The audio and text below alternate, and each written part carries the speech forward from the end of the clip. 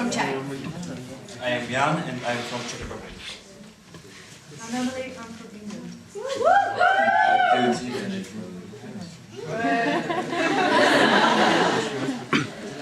So, as you can see, our topic is globalization.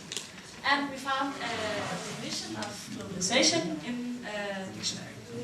And it defines globalization as a process which enables the financial and investment markets to operate internationally. This is largely as a result of deregulation and improved communication. This maximizes profit using a cheaper labor market. The aim of the globalization is to produce cheaper products thanks to the material and the labor which are cheaper. As they create cheaper products with cheaper material and cheaper labor, the quality of the products becomes low and fall down.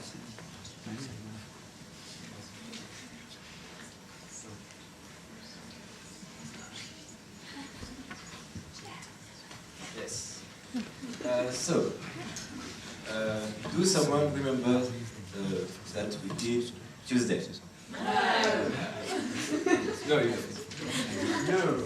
Because Tuesday, a representative of ThyssenKrupp, the logo, explained to us that they make different products in different countries. So, do you know what is ThyssenKrupp? Yeah. No. You don't. So, ThyssenKrupp is a German company, but it has 5 factories in Asia. Do you know why? No. So the elevators in Asia are generally needed to be used in taller buildings than the building in Europe. So that's why they outsource in Asia. Mine isn't as exciting as his, I'm afraid. Globalisation increases the production sector.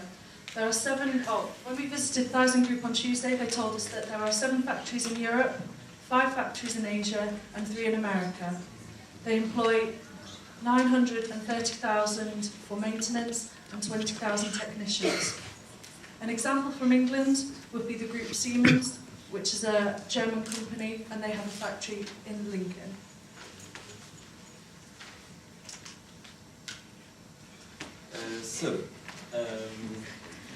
An example of globalization affecting political decisions would be the creation of the G20. Do you know what is the G20? No! So, the G20 is a group of 20 countries, G20, that work together to put a global limit on carbon emissions. You know that carbon emissions are a huge problem.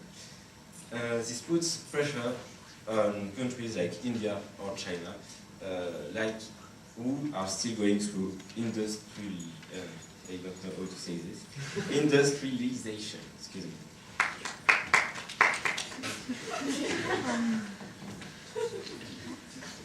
Globalisation has created a bigger share of information between countries. The internet has allowed for this bigger share of information. Interconnectedness has made people more aware of more political systems around the world and to question their own. This could have contributed to the protests throughout the Middle East at the moment.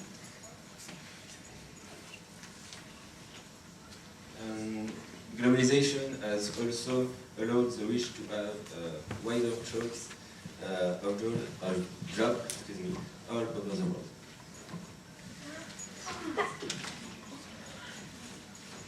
Globalisation has also created better customers' choice. For example, in Britain, to get cosmetic dentistry, it is very expensive, but in other European countries, it is cheaper.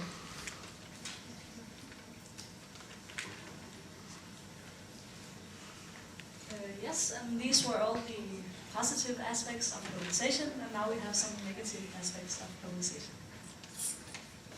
Yeah. So, because of the globalization, human trafficking grew up. So, trafficking benefited from globalization. But with the globalization, it's easier to communicate between countries, so by internet, communication and transport. On Monday in Paris, we went to an organization called Ni Pute Ni Soumise, and they told us that African women come to study in France, but some of them end up in slavery and prostitution to earn money to live, and that's because of the globalization. So that's a negative aspect.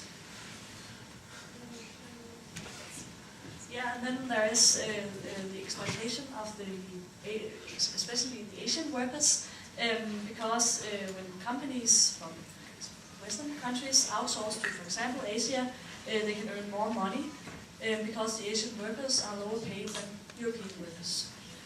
And then actually the man at ThyssenKrupp, he said or admitted that there was a lower payment of Asian workers compared to French workers. But he sort of defended the statement by saying that the Asian countries produce low quality products and the workers were less qualified than the French workers. So now we are going to talk about the capitalism. So some big companies only think about profit and they only think about becoming more wealthy or richer. So they exploit the poor workers to make profit, and then the rich get richer and the poor stay poor. So globalization is not beneficial for the poor population. And here you can see a slum in front of a rich CBD.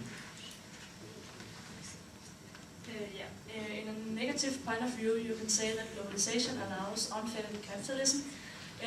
Capitalism creates a system with only a few rich people and a large majority of poor working people.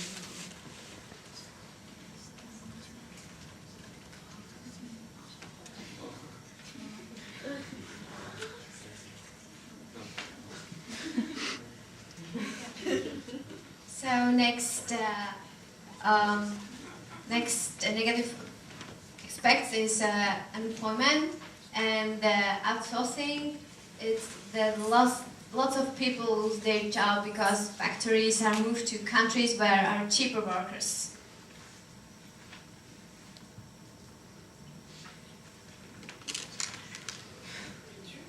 And in Denmark we have quite a lot of outsourcing. During the period 2001 till 2006, 19% of Danish companies with more than 50 workers outsourced part of the company or the company. 60% of the outsource were because there were lower payment in the countries where they outsourced to. And Danish companies outsourced especially to Asia and to new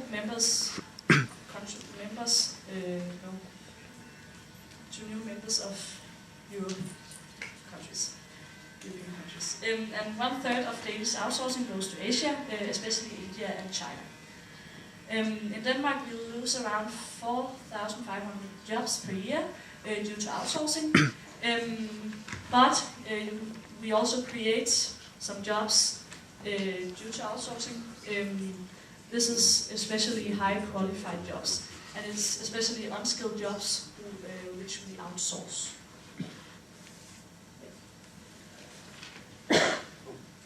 It's illegal do outsourcing in Czech Republic, in or from Czech Republic. Agencies always hire workers for 3 months and then they get them out.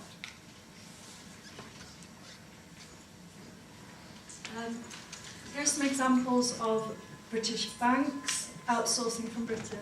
In September, the Royal Bank of Scotland cut 3,500 jobs and mainly relocated them to India. In October 2010, the Lloyds Banking Group cut 4,500 jobs, with hundreds of UK posts to be relocated abroad.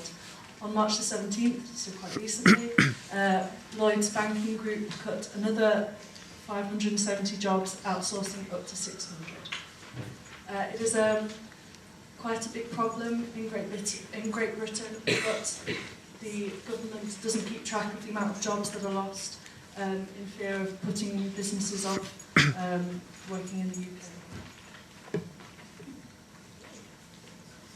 So in France, 30% of the outsourcing has gone to China, and only 8% to Brazil.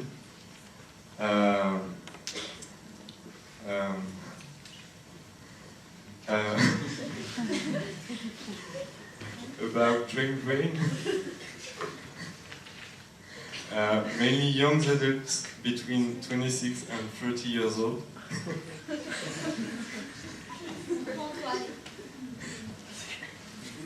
In the last 10 years, the number of foreign companies moving into France has doubled.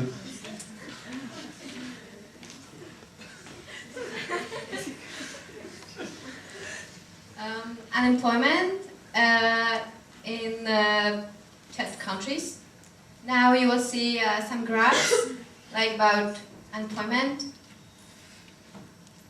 That's graph from Czech Republic. You can see in like percent and how unemployment increased or decreased in like and when. It's in France and it's the same in percent, and you can see how it was how it increased or decreased and when. In Denmark, it's like in numbers of people, and it's the same like, yeah, next. And in England, and it's the like unemployed, and it's in millions of people. Yeah. So immigrants in countries of Czech. Immigrants, Czech Republic, the biggest number of immigrants comes from Ukraine, and there are also Vietnamese, Slovaks, Bosnians, and Poles. In Denmark, almost 10% of population are immigrants, and something about 6.5% of immigrations are from Western countries, primarily from the Middle East. And yeah, Arabic, and it's mistake, it's not Iranians, but Iraq. So in England, a big number of immigrants come from Eastern Europeans, like Polish. There are also Asians, like they are Indians, Pakistani, and Bangladesh. In France, big number of immigrants comes from North Africa, like Morocco, Algeria, and Tunisia.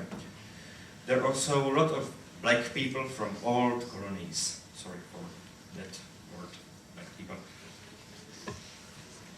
And this is end of our presentation.